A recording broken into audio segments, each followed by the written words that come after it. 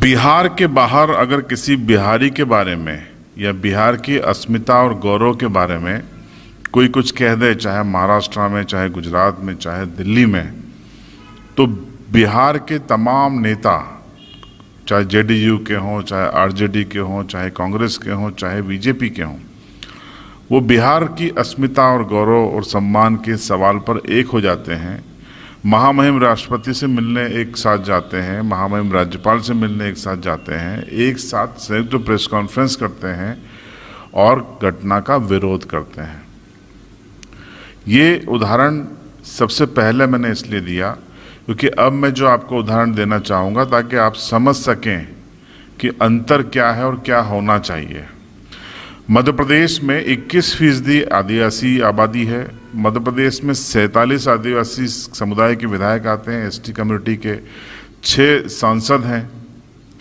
लेकिन आदिवासी अस्मिता और सम्मान और गौरव के लिए कभी आपने इनको बिहार के नेताओं की तर्ज पर एक साथ कोई गतिविधि करते देखा है?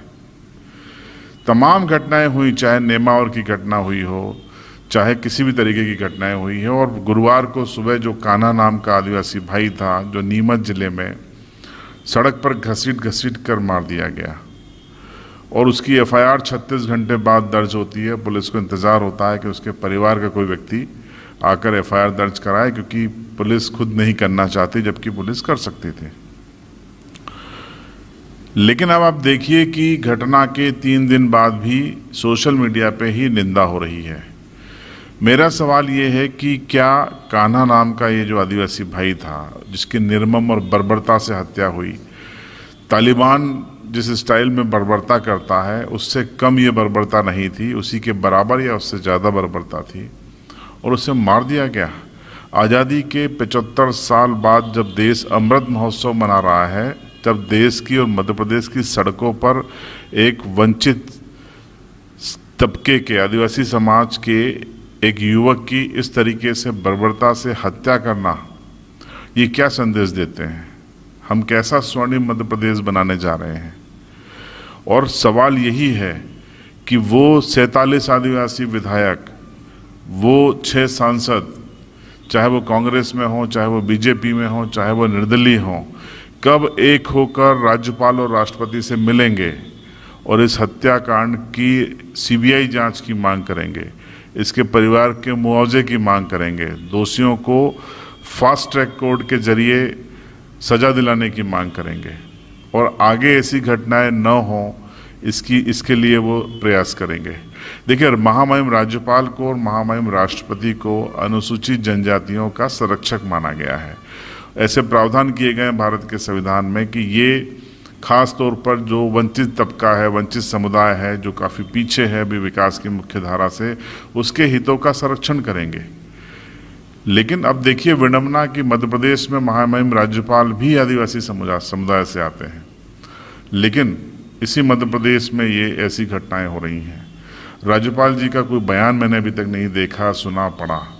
माना कि वो सरकारों के मामले में तल्खी से बोलने से बचते हैं राज्यपाल, क्योंकि एक मर्यादा होती है, लेकिन पत्राचार हो सकता है, सरकार की कान पकड़ के घुमाए जा सकते हैं।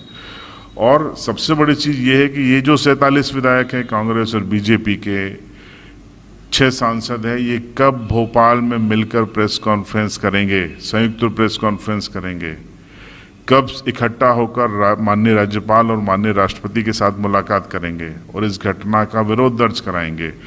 कब आप कान्हा नाम के इस आदिवासी भाई के घर परिवार के बीच में जाएंगे और उनको किसी भी तरीके की सांत्वना के साथ सहायता प्रदान करेंगे और ऐसा वातावरण आपके विधानसभा क्षेत्रों में, संसदीय क्षेत्र में बनाएंगे कि यहाँ पर इस तरीके की घटनाएं दोबारा न हो पाए? नीमच में जो भी कुछ हुआ बेहद निंदनीय है, घटनाक्रम दुखद है। जिसके अंदर इंसानियत है, मानवता है, वो इस वीडियो को देखकर दुखी होगा, द्रवित होगा। नहीं है तो फिर वो इंसान नहीं है। और मध्य प्रदेश की धरती पर इस तरीके की तस्वीरें सामने आना, ये निजी तौर पर हर मध्य प्रदेश वासी के लिए शर्मिंदगी का विषय है। उसे शर्मिंदा होना पड़ता है जब राष्ट्रीय अंतर्राष्ट्रीय स्तर पर ये खबरें जाती हैं कि मध्य प्रदेश में ऐसा हुआ, चाहे वो इंदौर की घटना हो, चाहे वो नेमावर की घटना हो, चाहे वो बोरी की घटना हो, चाहे वो नीमच की घटना है। ये मध्य प्रदेश की एक अच्छी तस्वीर पेश नहीं करते। ये दूसरे राज्यों में होता रहा है, वो भी नहीं होना चाहिए, लेकिन मध्य प्रदेश इससे बचा हुआ था। लेकिन अब मध्य प्रदेश में लगातार नियमित अंतराल पर इस तरीके की घटनाएं होना सुशासन पर तो सवाल खड़े करते ही है, लेकिन सवाल समाज पे भी खड़े होते हैं, क्योंकि सरकार बाद में आती है, समाज पहले आता है। ये जो कथित दबंग लोग हैं, ये कथित गुंडे लोग हैं जिनको 10 फीट नीचे गाड़ने की बात कही गई थी, अगर ये वाकई में 10 फीट नीचे शारीरिक रूप से न गढ़ते, लेकिन इनके विचार अगर गाड़ दिए जाते, तो शायद इस तरीके की घटनाएं नहीं आती। सियासत फायदे के लिए बयान दिलवाती है और मुकर जाती है, और सड़क पर दम तोड़ते हैं कान्हा जैसे आदिवासी।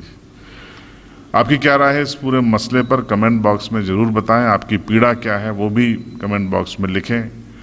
और अगर आप चाहते हैं कि ऐसा हो जैसा मैंने मांग की है कि 47 विधायकों को एक साथ आना चाहिए, दलगत राजनीति को भूल कर एक साथ बैठकर राज्यपाल राष्ट्रपति से मिलना चाहिए, मुख्यमंत्री से मिलना चाहिए, तो फिर इनको अपनी इनका जो नैतिक साहस है, जो इनको राजनीतिक दलों के बंधन से मुक्त कर सके, विल पावर जिसे हम बोलते हैं, वो बताना होगा।